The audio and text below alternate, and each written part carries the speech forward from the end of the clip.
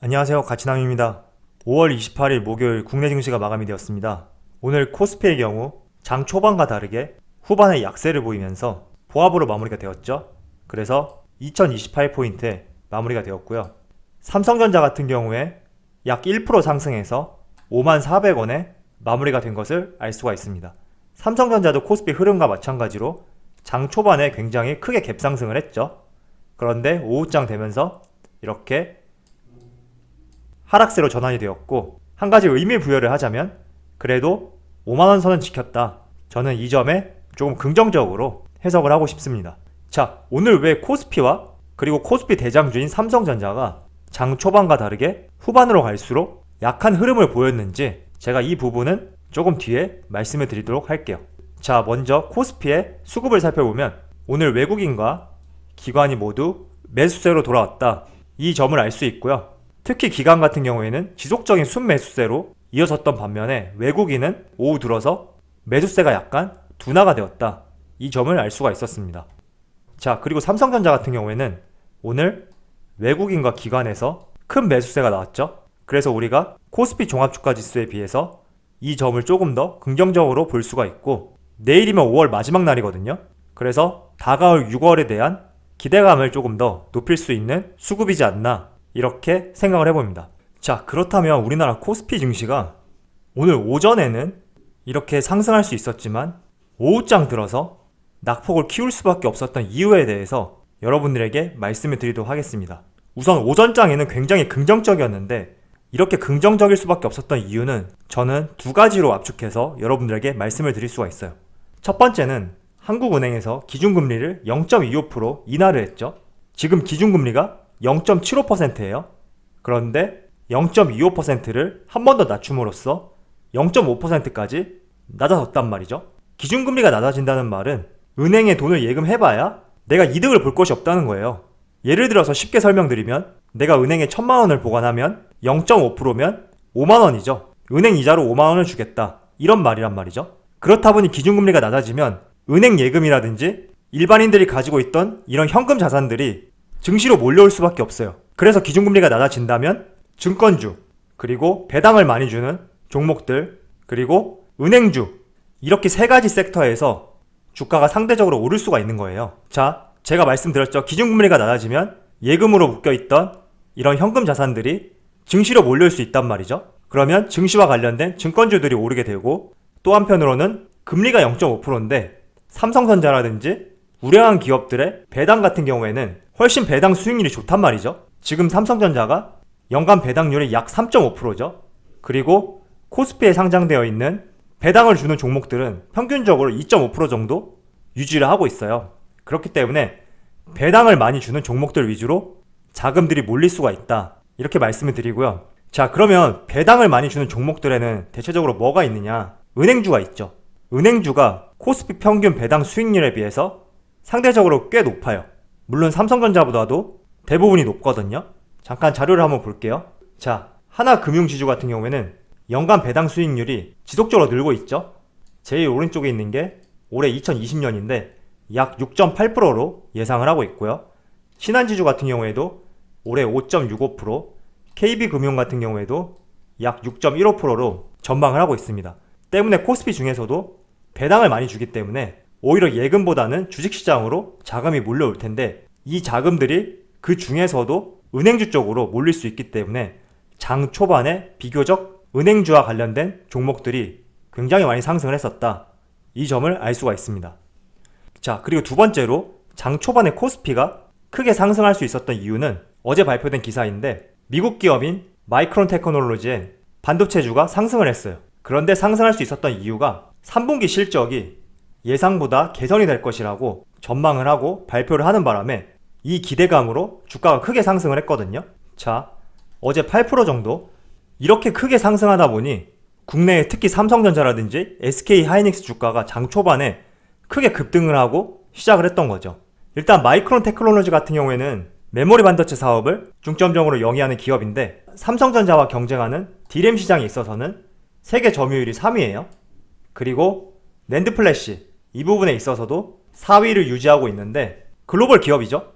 이 글로벌 기업인 마이크론 테크놀로지의 3분기 실적에 대한 전망치가 기존 매출 전망치는 46억에서 약 52억 달러 이 정도 범위로 예상을 했는데 어제 기사 발표를 할 때는 52억에서 54억 달러로 상향 조정을 했죠. 그리고 상향 조정을 했던 이유 중에 하나는 언택트와 스마트폰 수요가 증가해서 메모리칩 주문 확대로 반도체 수요가 늘어날 것이라고 예상을 했다고 합니다.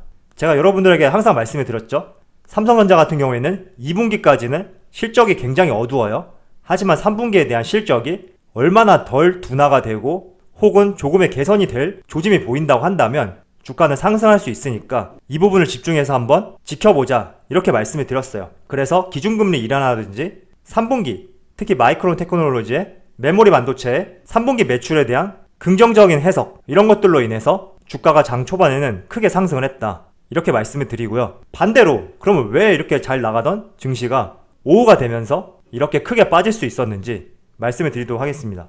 이 부정적인 견해에도 저는 두 가지의 원인이 있다고 생각을 하는데 먼저 첫 번째부터 말씀을 드릴게요.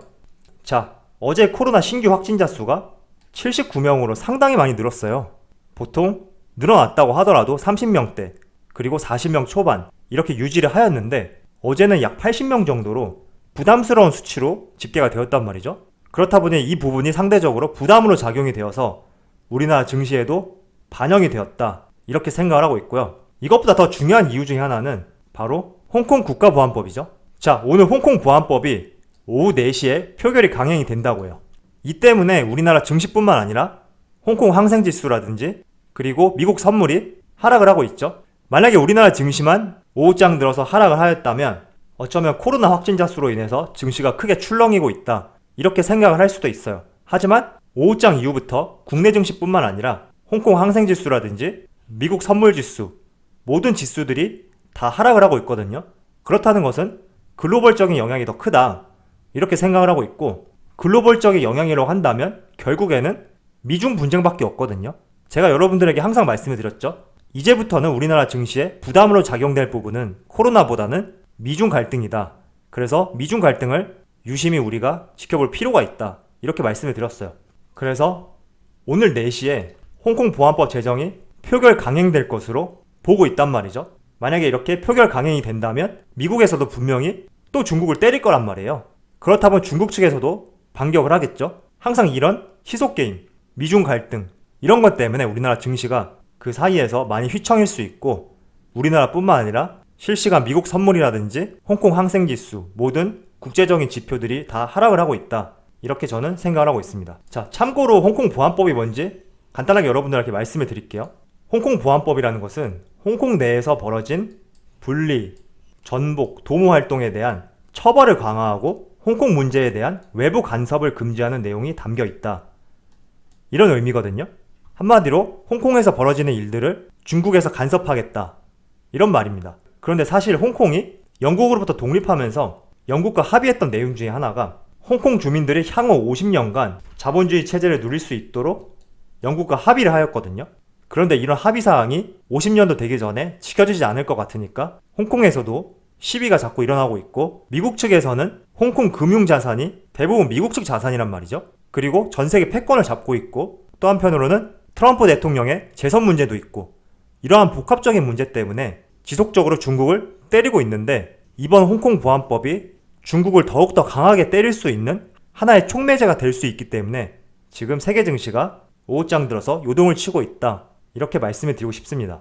자, 그런데 홍콩 보안법 표결이 강행될 것이라는 것은 어느 정도 예상은 하고 있었어요. 그런데 오늘 특히나 증시가 많이 하락을 하고 있죠. 장 초반에 삼성전자가 굉장히 양호한 흐름을 보였단 말이에요. 그동안 언택트 관련된 종목들이 강세를 보였고 그 이후에 2차전지라든지 어제 같은 경우에는 조선주 이렇게 다양한 섹터들이 좋은 흐름을 보여주었는데 오늘 같은 경우에는 반도체 관련된 종목들이 상승이 기대되던 순간이었거든요. 그런데 장 후반으로 갈수록 이렇게 하락이 지속된다는 것은 조금 아쉬운 부분이 있지만 홍콩 보안법이 표결이 강행될 것이라고는 전 세계적으로 이미 어느 정도는 다 알고 있었단 말이죠. 그래서 오늘 낙폭이 장 초반에 비해서 강하다고 하더라도 너무 이런 장세에 흔들리지 마시고요. 내가 매수한 종목은 삼성전자, SK하이닉스 그리고 우량주 종목이라고 한다면 그냥 들고 있으면 되는 거고요. 혹시나 내가 아직 매수를 안 하고 현금 자산이 높다. 이럴 경우에는 며칠 전에 크게 상승했던 2차전지, 미국 선물, 홍콩 항생지수, 미국 선물 지수 모든 국제적인 지표들이 다 하락을 하고 있다. 이렇게 특히 전기차 배터리 관련된 종목들 있죠. 어제부터 오늘까지 조정이 나오고 있는데 이때를 추가 매수 기회로 잡던지 혹은 반도체 관련된 종목, 삼성전자, SK하이닉스 이런 종목들을 매수 시점을 잘 잡아서 들어가신다면 어느 정도 저가에서 대응을 할 수 있다고 저는 생각을 하고 있습니다. 자, 그래서 여러분들이 이 영상을 언제 보실지는 잘 모르겠지만 지금 촬영하는 시점은 아직 4시가 안 됐거든요. 그래서 이 4시 이후에 홍콩 보안법이 정말 표결이 강행이 되는지 이 부분도 한번 우리가 지켜보고, 이로 인해서 오늘 저녁이나 새벽에 미국 측에서는 어떠한 반응을 보일지 이 부분도 잘 확인하신 다음에 기민하게 대응하신다면 좋을 것 같습니다. 여러분들에게 누누이 말씀드리지만 코스피, 그 중에서도 코스피 200 중에 삼성전자가 차지하는 비중은 30%란 말이죠. 그렇기 때문에 언젠가는 삼성전자에 반도체에 대한 기관과 외국인의 관심이 쏠릴 수밖에 없고 자금이 몰릴 수밖에 없어요. 그래서 너무 내가 가진 종목은 지루하네 이런 생각을 갖기보다는 느긋한 마음으로 내 본업에 충실하시고 기다리면서 대응을 하자, 이렇게 말씀해 드릴게요. 그럼 오늘 영상 여기서 마치도록 하고요. 항상 여러분들의 성공 투자를 기원하도록 하겠습니다. 감사합니다.